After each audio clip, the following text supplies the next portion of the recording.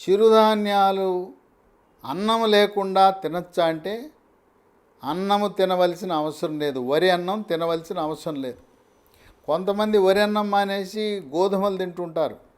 గోధుమలు వరిలో కంటే కూడా ఎక్కువ పిండి పదార్థం ఉంటుంది కనుక గోధుమలు కూడా షుగర్ వ్యాధి రావటానికి, షుగర్ పెరగటానికి దోహదపడుతుంది కనుక గోధుమ పిండి, గోధుమ రవ్వ, గోధుమ రొట్టెలు, గోధుమ అన్నము ఏమాత్రము షుగర్ని నియంత్రించటానికి ఉపయోగపడవు. అన్నం మానేసి గోధుమలకు వెళ్ళటం అనేది అవివేకము. చాలామంది తెలవక నాకు షుగర్ వచ్చింది, అందువల్ల నేను అన్నం మానేశాను, గోధుమ రొట్టెలు తింటున్నాను, గోధుమ అన్నం తింటున్నానని చెబుతారు. గోధుమలు వద్దు. మీరు పూర్తిగా చిరుధాన్యాలపై ఆధారపడవచ్చు.